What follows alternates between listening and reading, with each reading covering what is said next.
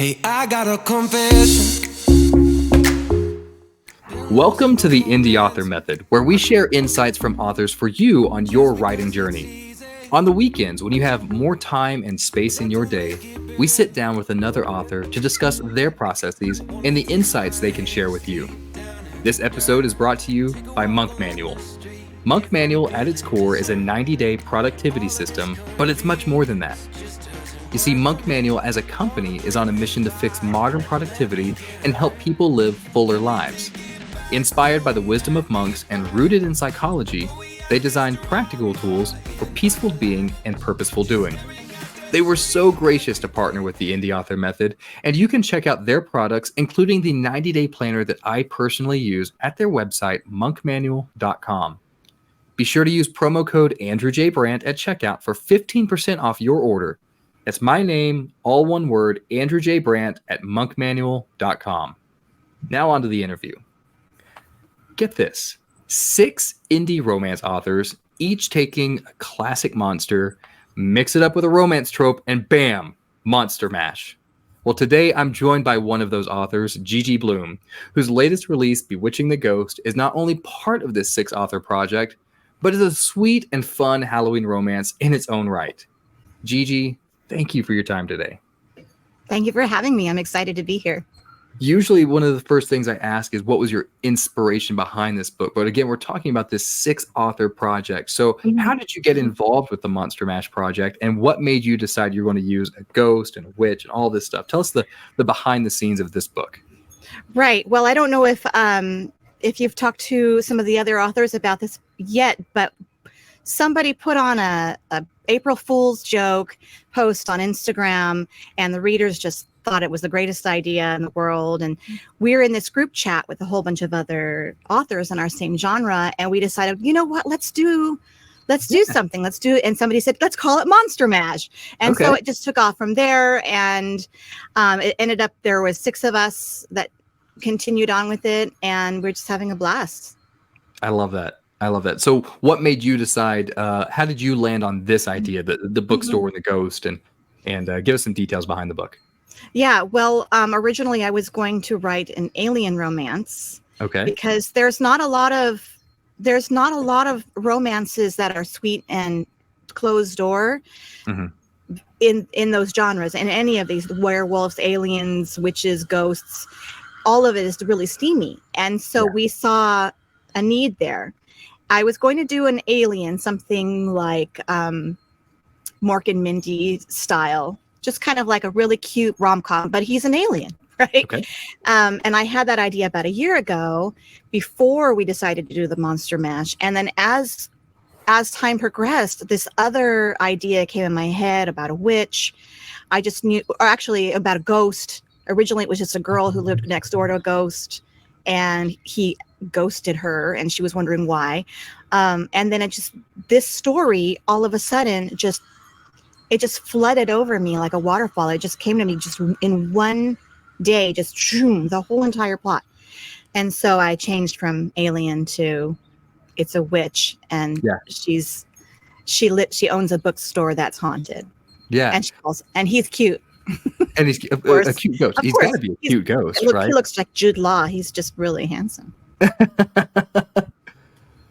You write sweet romance. I love romance. I love the genre. I definitely aim towards more of the sweet romance, kind of closed door stuff myself whenever I read it. But I grew up like reading Goosebumps. I grew up on Stephen King. What are some of the authors that you not only grew up reading, but that inspire your books now, or inspire your writing now? Well, Jane Austen, actually, she's a huge influence over me. And when I first decided I wanted to write books, because before that I wanted to write screenplays, and I still do, but before writing books, screenplays was my focus. So when I didn't read Jane Austen until I was in my 30s, or maybe 30s or about closer to 40, and it just changed my life. I loved it so much. And after that, I started writing a historical time travel romance, and then I learned about the indie author world, and I started reading more and learning more about writing to market and tropes, and I decided, well, I'm just going to write rom-coms. But I wrote my first series is a Jane Austen modern day rom-com series, and it takes place in the world of musical theater. Oh, I love that. I love because that. I'm a theater girl. I was a theater kid growing up. Absolutely. I get that. Great. Yeah. I love that. Do you like musicals or regular straight plays? I did mainly just regular straight plays in high school and young adulthood. But man, I used to abhor musicals. I did not like musicals at all. And now there are a few that I really, really enjoy. I think most recently I would say that the one with Hugh Jackman, the circus one, was probably The Greatest Showman. The Greatest Showman. Oh, goodness. Mm-hmm. Bawled my eyes out. He's so great. He's such a song and dance man. Oh, I loved it. He gets getting cast in Wolverine, but he's just at heart. Isn't that so funny? Song and dance man. There's a movie with him and Liev Schreiber that it's a terrible movie. I don't remember it, but they're both like angsty guys, and I know that there's outtakes of them doing like song and dance stuff like in the back, right? like that's great. Cameras are rolling, but not quite action. I want to see those outtakes because I know they were doing it. Oh, that would be great. Yeah. I love that stuff. I love outtakes. Let me ask you this: we're talking about Bewitching the Ghost. You said this story idea, this plot kind of came to you all at once. I'm well aware of that happening. I love when that happens. But whenever you sit down to actually write it, I mean, are you team pantser, team plotter, plancer? Whenever Gigi Blume sits down to write, what does that look like? I'm a percolator. So I do a very loose outline. Usually this one was kind of special, but I usually do a very loose outline, and I know certain scenes that I want to write because the characters either tell me that this is happening, or I'll be cooking breakfast and something will just come up and go, that'll be funny. I got to fit that in or whatever. So I usually do that, and I write on little 3x5 note cards, whatever scenes I want to put in, and then I put them in order. And then I write a very loose outline. Okay. And I did study Save the Cat. So that kind of pack of note cards right there. Yeah, exactly. I did study Save the Cat, and so I incorporate some of that in there. And then I just let the characters take me on a journey. And sometimes it just they'll just say one tiny little thing in dialogue or in their inner dialogue. And I go, oh my gosh, I have to go in not a completely different direction, but sometimes it veers off a little bit and it creates more scenes, or it creates more backstory or more details. And that's how, and so I percolate it, and I can't really get into the story until the characters are speaking to me. And sometimes they don't want to talk. Gotcha. Every now and then I wrote a book a few years ago, and those characters were not talking to me. So I had to postpone my release because they were just really shy, I guess. Gotcha.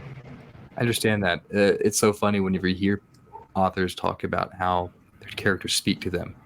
And outside of this industry, you would hear that and think, are you sure? But, once you're actually writing and you understand that yeah, your characters, they do talk to you. They will dictate sometimes away from your plan, away from your outline. Yes. They'll say the craziest things. As a matter of fact, in Bewitching the Ghost, that happened. Yeah. Originally, because she's a reluctant witch, she doesn't want to use her powers because she messes everything up. She's kind of a klutz witch, and she accidentally singes people's eyebrows and things like that. That's one of my favorite aspects of that character. I love it. Which is great for sweet romance because it's not all about necromancy and the occult. It's just a regular girl. She happens to have this hereditary talent, and she's terrible at it. And doesn't that speak to everybody, how we feel like we want to do something, and if we're not perfect at it the first time around, we get really frustrated and angry and emotional about it and don't want to do it again. At least my kids do. And so she doesn't want to use her powers, and the ghost originally was going to try to coax her into doing it. Okay. But then he, for some reason, he just went, like this when he found out she was a witch, because he's a really old-fashioned guy. He's a 140-year-old ghost. So he's very old-fashioned. And in those days, and these days too, probably, if you came across somebody who you thought was kind of into the bad stuff, then you might say, "Get thee behind me," or something like that. So he actually kind of changed that, but eventually he comes around. So yeah, I had to wrangle him in. Well, then talking about that, because as you said, this plot idea kind of came to you all at once. But did you have any challenges, writing the book, or what was that writing process like? And if you did have any challenges, how did you overcome them? This book, in particular, I was on a tight deadline because I had just written and released my summer romance called Just Amigos.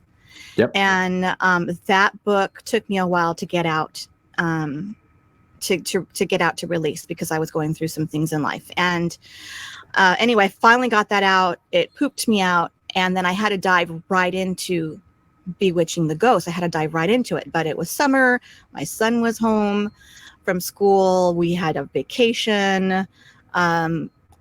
We had a lot of family visiting. We had a death in the family. Like, so many things were happening. Yeah. And I had a very short amount of time to write it. But I think also I write, or I do things better on a deadline, under pressure. So it kind of, otherwise, if I would have had a year to write it, I probably would have waited till the 11th month anyway. So I guess a deadline is best for me. I've often said that nothing motivates me more than a looming deadline. Yes. Yeah, unfortunately. I wish I was one of those people who can just have all these books stocked up and ready to release rapidly, but I am usually like right up to the deadline.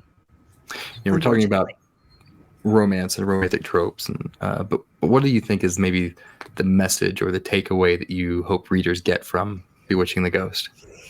Well, I mentioned how she is reluctant to use her powers because she doesn't think that she's good at it. And she's kind of comparing herself to her sisters, because her sisters are great. Her sisters can twitch an eyebrow and something appears, and seems to come so naturally to them. But she has to learn to just be herself and not compare herself to other people, and to just keep trying to be yourself, not try to be someone else. Yeah. I think we, even as writers, I'm guilty of that too, of seeing someone else's success and go, yeah, must be nice. Yes. But then I think, like, 5 years ago, me would have loved where I am now. Yeah, I have to continually tell myself that to be grateful for where I am. And I'm super grateful for all my readers. They're so great. They message me all the time and tell me they love my books. And my readers are just the best. The Bookstagram community is wonderful, and I love the author community. The Sweet Rom-Com Authors is the best community to be in because they're not catty. They're supportive of each other, and they're funny because they are rom-coms. So we always having a blast. Gigi Blume, where can our viewers, our listeners find you? Where can they buy Bewitching the Ghost? Well, my website, gigiblume.com. I am selling this ebook directly on my website. All my other books have not gone on my website yet as far as ebooks are concerned. But this book is at a discount. You can also find it on Amazon, Barnes & Noble, Scribd, Kobo Plus, in the library system. It's going to be everywhere. It's slowly releasing right now. I'm getting emails every day from the publishing company that I'm going through. Sure. And if they want to find you on social media, where do you hang out? Yep. Instagram, usually. Mostly. I'm also on Facebook, but Instagram at Gigi Blume. And then I have a group on Facebook, Gigi and Friends. I'm not in there as often as I'd like to, but I just love Instagram because I love photographs. Yeah. Gigi, before I let you go, I got one last question for you. Okay. Always this, and I'm sure this has already happened to you, but someone's going to come up to you with a well-worn copy of Just Amigos or Bewitching the Ghost or one of these books, and they're going to say to you, "You are my favorite author, and I want to write books. What's the biggest piece of advice you would give me as starting out?" So what is Gigi Blume's number one piece of advice for that aspiring new author? I would say be gracious to yourself. Don't try too hard. Just read a lot in your genre and out of your genre, because sometimes you'll get a lot of inspiration from reading anything, horror. Listen to audiobooks, because that gets you the rhythm into your head of how things are supposed to sound, and it you consume it differently. If you can, theater kid, join an improv group, because that will help you with dialogue. Or just take a theater class or something. Even as an adult, you can go to the community theater. I highly recommend that. And then surround yourself with like-minded authors who are writing the same as you, who are going through the same struggles, so that you're not going through this alone. Gigi, thank you so much for your time today. You're welcome. Thank you so much. This was great. No, thank you. I wish you the most success with this project and these books, and look forward to what you have next. Thank you so much. That's our interview for the day. Thank you for tuning in, and remember to subscribe for more insights and wisdom for your writing journey at the Indie Author Method. Find us online at my website, www.andrewjbrandt.com. I wanna dig my hands deep down in the dirt. Take a walk along the street if I'm feeling dessert.